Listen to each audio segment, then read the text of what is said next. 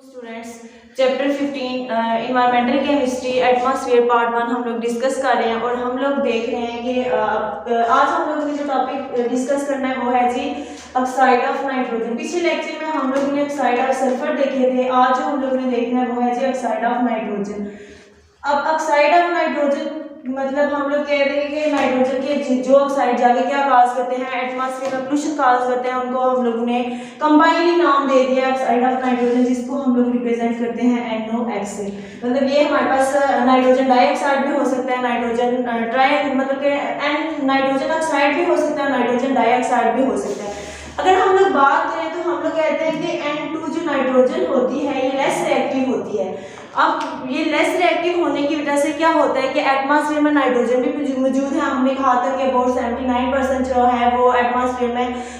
जो 78% नाइट्रोजन मौजूद है। अब नाइट्रोजन भी मौजूद है एटमॉस्फेयर में, ऑक्सीजन भी मौजूद है 21% सॉरी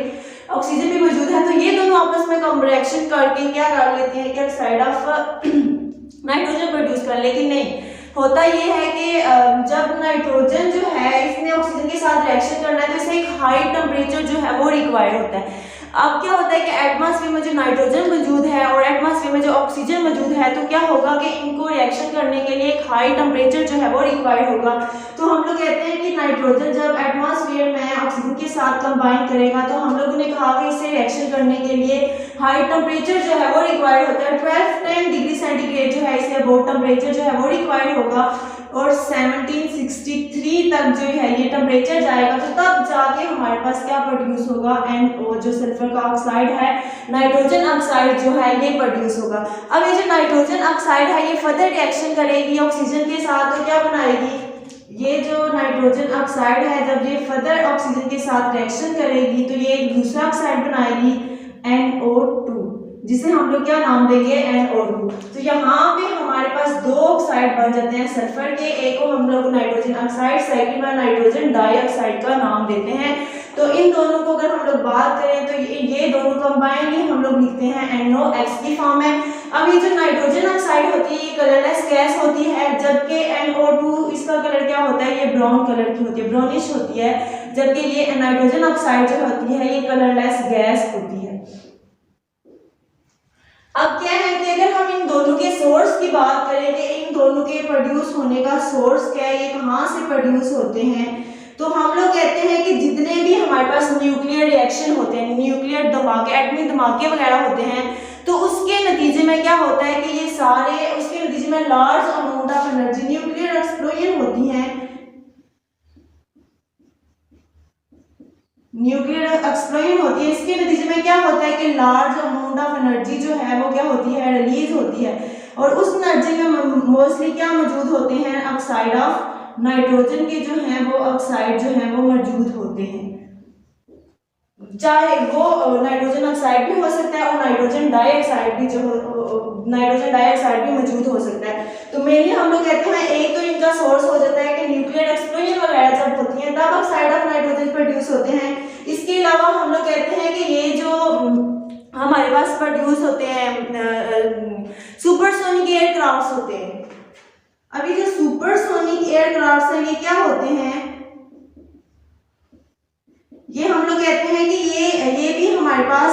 एयरक्राफ्ट्स होते हैं, लेकिन इनकी जो स्पीड होती है ये कहाँ पे मूव करते हैं, ये स्ट्रेटोस्फेरिक रीजन में जो है ये मूव करते हैं।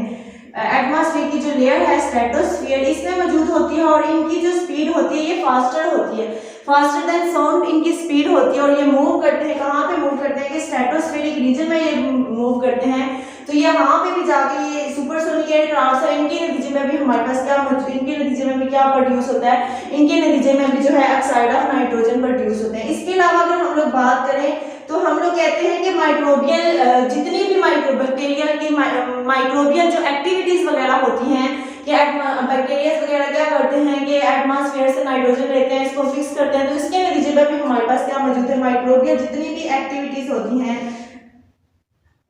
माइक्रो बैक्टीरिया वगैरह होते हैं जिन्हें हम लोग माइक्रो बैक्टीरिया वगैरह जितनी भी एक्टिविटीज होती हैं, इसके नतीजे में भी क्या प्रोड्यूस होता है, इसके नतीजे में भी ऑक्साइड ऑफ नाइट्रोजन जो है वो प्रोड्यूस होते हैं। नेक्स्ट हमारे पास आ जाता है कि हार्मफुल इफेक्ट्स क्या हैं ऑक्साइड ऑफ नाइट्रोजन के, कि इसके नतीजे में कौन कौन से इफेक्ट्स जो हैं ये कॉज होते हैं। तो सबसे पहले हम लोग कहते हैं कि अगर ऑक्साइड जो है नाइट्रोजन के मौजूद होंगे एटमॉस्फेयर में, तो ये क्या करेंगे, ये एसिड रेन के कॉज करेंगे। जैसे अगर ये एटमॉस्फेयर में नाइट्रोजन के ऑक्साइड मौजूद हैं तो यहाँ पे इसके नतीजे में क्या प्रोड्यूस होगा, एसिड रेन प्रोड्यूस होगी, जिसको हम लोग नाम दे देंगे HNO3 या फिर HNO2, नाइट्रिक एसिड या फिर नाइट्रस एसिड जो है वो प्रोड्यूस होगी। इसके अलावा हम लोग कहते हैं कि ये जो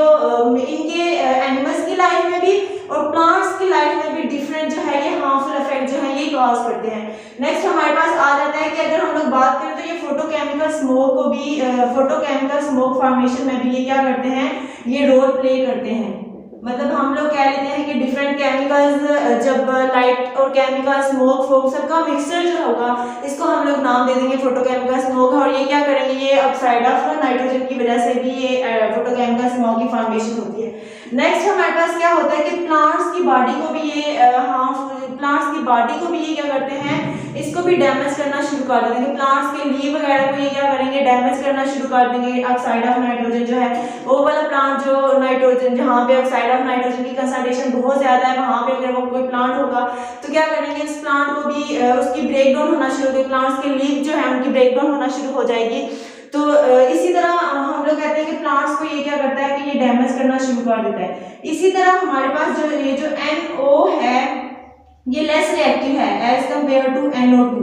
मतलब ये इतने ज्यादा रिएक्शन नहीं करता। बिल्कुल इसी तरह जैसे हम लोग कहते हैं कि NOCO2 की तरह ये क्या करेगा, ये जो NO है ये कंबाइन हो जाएगा हमारे हीमोग्लोबिन के साथ। जब ये हीमोग्लोबिन के साथ कंबाइन हो जाएगा तो हीमोग्लोबिन की ऑक्सीजन कैरिंग कैपेसिटी जो है वो कम हो जाएगी। तो इस वजह से जो ह्यूमन वगैरह हैं इनकी डेथ होना भी शुरू हो जाती है, क्योंकि उनको तो ऑक्सीजन रिक्वायर्ड होती है ब्लड में, हीमोग्लोबिन ऑक्सीजन कैरी करता है। अब हीमोग्लोबिन के साथ क्या कंबाइन होना शुरू कर देगा, NO जो है वो कंबाइन होगा, तो इसके नतीजे में भी क्या होगा कि ऑक्सीजन की डेफिशिएंसी होना शुरू होगी। इसके अलावा ये जो NO नाइट्रोजन ऑक्साइड है ये क्या करती है, ये ओजोन को डिप्लेट करना शुरू कर देती है, ओजोन को डैमेज करना शुरू कर देती है। कैसे ओजोन को डैमेज करती है, तो हम लोग कहते हैं ये जो NO है ये क्या करेगी, जब ओजोन के साथ कंबाइन करेगी तो ओजोन की ब्रेकडाउन होना शुरू होगी। एक हमारे पास ऑक्साइड बनेगा, NO2 ऑक्साइड बनेगा, साथ में क्या प्रोड्यूस होगा, साथ में ऑक्सीजन डाइऑक्साइड जो है वो प्रोड्यूस होगी। अब होता क्या है कि ऑक्सीजन डाइऑक्साइड की अगर हम लोग बात करें in the presence of different radiation, ये ऑक्सीजन की क्या होगी, ब्रेकडाउन होना शुरू हो जाएगी। जब यहाँ पे ऑक्सीजन की ब्रेकडाउन होना शुरू हो गई है तो अब यहाँ पे क्या होगा कि ये जो नाइट्रोजन ऑक्साइड जो है ये नाइट्रोजन ऑक्साइड क्या करेगी, फर्दर कंबाइन होगी हमारे पास इस एटॉमिक ऑक्सीजन के साथ कंबाइन होगी। जब इस एटॉमिक ऑक्सीजन के साथ कंबाइन होगी तो फर्दर किसकी फॉर्मेशन होना शुरू हो जाती है, फर्दर नाइट्रोजन ऑक्साइड जो है ये प्रोड्यूस होना शुरू हो जाता है। तो इसके नतीजे में हमारे पास क्या बनता है कि ये अगर हम ये एटमॉस्फेयर में मौजूद है तो ये क्या करती है कि ये हमारी ओजोन लेयर को डिप्लेट करना शुरू कर देती है, कि जब ये ओजोन के साथ कंबाइन करती है तो एक तो नाइट्रोजन का ऑक्साइड नाइट्रोजन डाइऑक्साइड प्रोड्यूस करती है, साथ में ऑक्सीजन जो है इसका एक मॉलिक्यूल जो है वो प्रोड्यूस करती है। अब ये जो ऑक्सीजन होती है in the presence of radiation इसकी ब्रेकडाउन होती है तो ये एटॉमिक ऑक्सीजन में कन्वर्ट हो जाती है। अब ये जो एटॉमिक ऑक्सीजन में कन्वर्ट होती है तो ये ऑक्साइड ऑफ नाइट्रोजन जो है नाइट्रोजन डाइऑक्साइड ये क्या करता है, इस एटॉमिक ऑक्सीजन के साथ कंबाइन करता है तो फर्दर जो है नाइट्रोजन डाइऑक्साइड जो है इसको प्रोड्यूस कर देता है। तो इसी तरह ये जब नाइट्रोजन ऑक्साइड जो है दोबारा प्रोड्यूस हो गया है तो ये दोबारा जाके हमारी ओजोन लेयर को क्या करना शुरू कर देगी, हमारी ओजोन लेयर को डैमेज करना शुरू कर देगी। तो इस तरह हम लोग कहते हैं कि ये जो ऑक्साइड ऑफ नाइट्रोजन जो है इनके प्लांट्स और एनिमल्स की लाइफ में जो है ये दोनों की लाइफ को क्या करता है, ये बैडली अफेक्ट्स करता है। तो ये था हमारा आज का टॉपिक जो कि था कि ऑक्साइड ऑफ नाइट्रोजन।